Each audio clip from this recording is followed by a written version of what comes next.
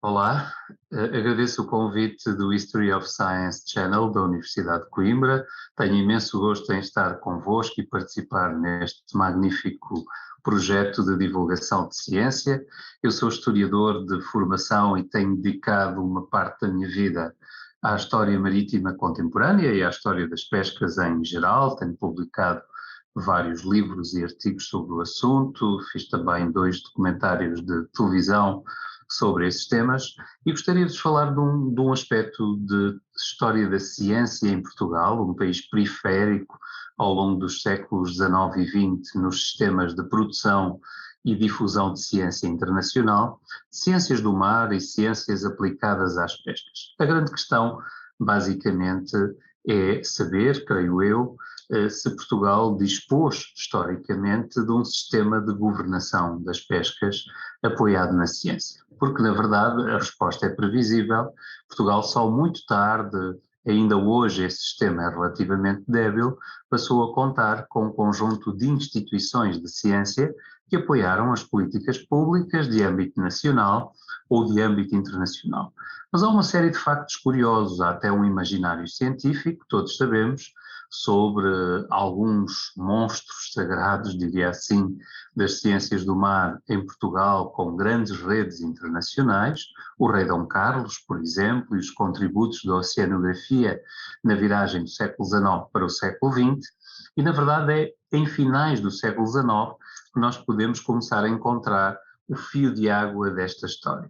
Em finais do século XIX começa a haver uma reflexão muito estruturada que começaram um século antes na Academia das Ciências de Lisboa, com aquele academismo naturalista que caracterizou os finais do século XVIII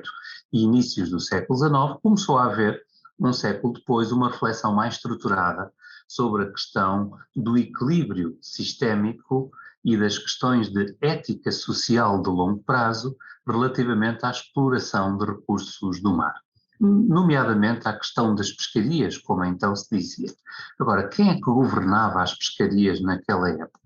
Basicamente eram instituições públicas ligadas à Marinha e eram clubes de sábios, ou seja, foi criada em 1878 uma Comissão Central de Pescarias no Ministério da Marinha, que era de facto uma elite ilustrada à maneira ou à boa maneira naturalista, que reunia oficiais de marinha, muito reconhecidos, sobretudo engenheiros da classe de hidrografia e também de construção naval, que era uma elite técnica que na altura substituía os cientistas que hoje nós conhecemos nos laboratórios de Estado e nas universidades públicas e privadas. Agora, havia interesses em jogo, ou seja, de uma certa maneira, o que já se começou a fazer aí, quando despertou o interesse do Estado pela questão das pescarias, era ciência aplicada, ou seja, defesa de interesses económicos associados à exploração comercial das pescas, nomeadamente à questão da sardinha. A grande pescaria portuguesa sempre foi a sardinha, porque é de facto o recurso mais comum nas águas portuguesas, apesar desse paradoxo cultural do bacalhau, cujos níveis de consumo são elevadíssimos, mas que não existe nas águas de jurisdição portuguesa, e havia a questão espanhola, ou seja, a questão do direito do mar e da regulação de direitos de propriedade e de acesso em relação às águas portuguesas por barcos espanhóis e em relação às águas espanholas por barcos portugueses, sendo certo que eram muito mais as embarcações espanholas em barcos portugueses, em águas portuguesas, do que o seu contrário. Aliás, a questão espanhola, entre aspas, voltou à ordem do dia nas vésperas da adesão de Portugal à Comunidade Económica Europeia, o que é muito significativo. Portugal só adere à Comunidade Económica Europeia quando o dossiê das pescas está concluído, e foi o mais difícil de concluir, e não por acaso foi o último a ser concluído, porque, na verdade, a comunidade exigiu um entendimento bilateral entre Portugal e a Espanha, que é uma reedição dos grandes debates e tratados e conflitos diplomáticos de finais do século XIX, o que é muito interessante. A história não se repete, mas por vezes é muito semelhante. Saltando um pouco, a primeira metade do século XX é um relativo vazio nas ciências do mar em Portugal, excetuando esses exemplos, esses ensaios ilustres do rei Dom Carlos e também a criação da Estação de Biologia Marítima nos anos 20, e basicamente não se passa muita coisa nesse domínio em Portugal, mas dá-se a criação, a adesão de Portugal ao ICES, o International Council for the Exploitation of the Seas. É um organismo de imensa importância e de governação multilateral das pescas e dos assuntos do oceano, que fora criado em 1902 em Copenhaga, e Portugal adere em 1920, precisamente para se tornar Estado-membro. É um acontecimento. Depois, nos anos 30, nos anos 40, de facto há uma intervenção muito forte, autoritária, protecionista do Estado sobre a indústria das pescas em Portugal, que dispensava por completo a governação científica, que era considerado um vetor desprezível. E depois da Segunda Guerra Mundial, nos anos 50 e 60, há um acontecimento da maior importância, e é aí que me quero focar, da maior importância na história da ciência das pescas e das ciências do mar em Portugal. Num contexto autoritário, muito fechado, de isolamento internacional do nosso país, a ditadura salazarista esteve de pé, como sabem, até 1974, Portugal vai ter um alto grau de participação nos organismos internacionais de governação do oceano e nas convenções internacionais que tratavam de gerir as grandes pescarias comerciais, e isso não deixa de ser contraditório ou não deixa de ser, de certa forma, surpreendente naquele contexto de grande isolamento de um país que, de facto, não tinha dispositivos de política pública de apoio à ciência. Por que é que Portugal participa tão ativamente em todas as convenções internacionais de direito do mar, de reflexão sobre o tópico da sobrepesca que emerge na Conferência de Londres, por exemplo, de 1946, nos primeiros debates sobre bioeconomia das pescas, nas convenções das Nações Unidas de Direito do Mar de 1958 e 1960. Por que é que Portugal participa em tudo isto de uma forma ordeira, proativa e muito interessada por dentro desses organismos e de uma forma relativamente contraditória ao isolacionismo de outras áreas da ciência que ficaram longe das dinâmicas internacionais? Portugal participa para defender interesses, sobretudo da pesca do bacalhau no Noroeste Atlântico, que era de facto uma indústria nacional de enorme importância para o abastecimento público, e participa também para começar a ordenar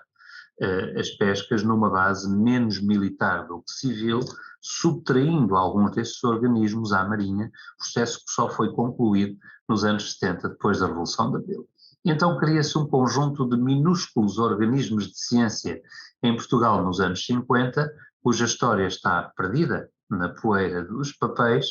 nomeadamente um de que eu gostaria de falar particularmente. Refiro-me ao Instituto de Biologia Marítima. O Instituto de Biologia Marítima era o precursor do IPMAR, o atual IPMA, para a área das pescas. Teve como jovem cientista na altura proeminente, foi criado em 1950 este instituto, Mário Ruivo, um biólogo importantíssimo na história da ciência em Portugal e na história dos oceanos à escala internacional, que começou a sua carreira científica precisamente ali, e era um pequeno lugar de ciência, era um laboratório de Estado gerido em parceria com a Marinha Portuguesa,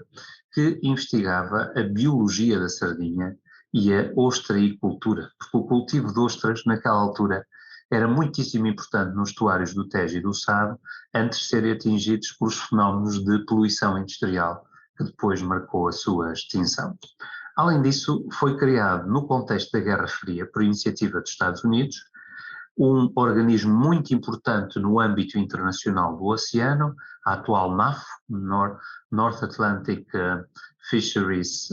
Organization, que era então a ICNAF, criada em 1949 e que teve imensa importância no modo como Portugal se posicionou neste mapa de governação multilateral das pescas e do recurso do mar nos anos 50, 60 e 70. É muito interessante que Portugal adere de imediato à ICNAF, atual NAFO, repito, que era basicamente um organismo intergovernamental, que chegou a ser constituído por 16 Estados e cujo presidente português foi durante muito tempo o comandante Esteves Cardoso, pai do conhecido jornalista Miguel Esteves Cardoso, e que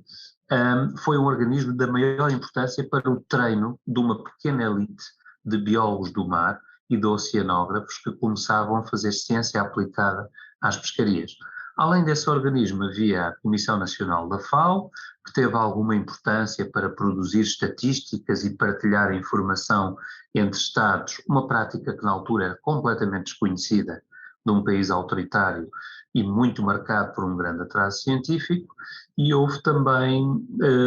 outros pequenos organismos, nomeadamente a criação, mais tarde, do Instituto Hidrográfico no âmbito da Marinha, em 1960, que teve a maior importância e ainda hoje tem, ou seja, há um conjunto de desenvolvimentos científicos minúsculos, de relativa dimensão pequena, diria, mas já muito inseridos nas dinâmicas internacionais,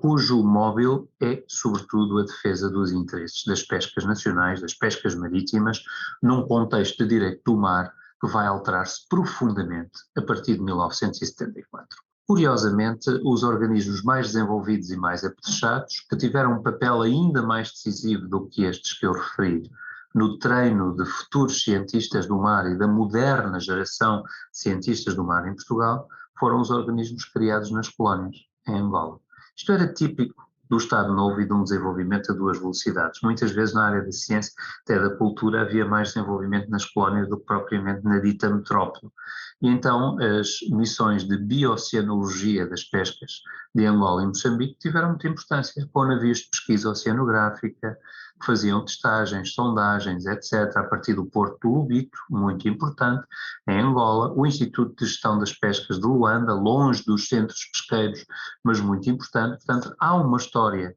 colonial dos organismos de ciência aplicados ao mar, e não só, através da Junta de Investigações do Ultramar e outra, que teve ligações com estes organismos a partir dos anos 60, que está por fazer em boa parte e que tem muito se lhe diga. Em 74 dá-se a Revolução e dá-se ao mesmo tempo a terceira Conferência das Nações Unidas de Direito do Mar, que gera imediatamente uma alteração profunda da relação de Portugal com o mar e com as indústrias de exploração dos recursos marinhos. Refiro-me à invenção, foi isto mesmo que aconteceu, do conceito de Zona Económica Exclusiva, da terceira Conferência das Nações Unidas de Direito do Mar. Como Portugal estava num processo de descolonização, no âmbito da terceira Conferência das Nações Unidas, que durou muito tempo a ficar fechada, ela tem o seu grande desenvolvimento em 73, 74, mas depois prossegue e só está concluída na Convenção de Montego Bay de 1982, Portugal, no contexto revolucionário, subscreve a posição dos países africanos, latino-americanos e até asiáticos que defendiam a instauração de zonas económicas exclusivas que lhes dessem o poder de apropriação soberana sobre os seus recursos marinhos, além da faixa de mar territorial. Isto significou uma mudança completa do conceito estratégico de um Estado que privilegiava as pescas longínquas e o acesso a águas de jurisdição internacional para um conceito de Estado costeiro e arquipelágico, ou seja, Portugal regressa à sua condição confinada de Estado costeiro, que limita a exploração dos recursos marinhos, sobretudo das pescas, aos recursos vivos, sobretudo, que habitavam nas águas de jurisdição nacional. É uma mudança de conceito estratégico importantíssima que escapa à história da Revolução Portuguesa e que se traduz em 1977 na criação da Zona Económica Exclusiva Portuguesa, que é, digamos, uma refundação do território português, já com as colónias fora do mapa de soberania portuguesa. Portanto, Portugal passa a ser um território muito limitado e exíguo com o território continental e as ilhas, os arquipélagos que tem, mas com uma área marítima 18 vezes superior à área terrestre, o que hoje parece alimentar algum neomaritimismo que de vez em quando se insinua no discurso político e até científico, devido ao processo de alargamento da plataforma continental que corre nas Nações Unidas. Esta viragem de uma concepção soberanista, de Estado Nacional, de um maritimismo soberano, virado para dentro, e de exploração desenfreada dos recursos do mar, nomeadamente das pescas, deu-se, portanto, com a Revolução, mas deu-se sobretudo por influência das mudanças de direito do mar e pelo papel subtil que a ciência teve no ordenamento jurídico das atividades marítimas no âmbito dessa Conferência das Nações Unidas de Direito do Mar, que é hoje o instrumento que governa a relação de Portugal e de tantos Estados com o mar, mas deu-se também com a Expo 98. A Expo 98 tenta refundar a relação e até o imaginário cultural de Portugal com o mar através daquele slogan talentoso: os oceanos, um património de futuro. Nesse sentido, nós hoje temos uma concepção do oceano como entidade holística e integrada e já temos, felizmente, diria eu, uma visão menos soberanista e menos triunfalista da exploração dos recursos, que teve nas pescas portuguesas durante o período do Estado Novo o seu grande expoente. E pronto, fico-me por esta conversa. Isto foi apenas uma pequena viagem, espero que vos pareça interessante e que possa voltar aqui quando entender. Agradeço muito ao Roberto e ao Cardoso por esta conversa. Se você gostou desse vídeo, dê um like, compartilhe. Aproveite para assinar o canal e ative as notificações.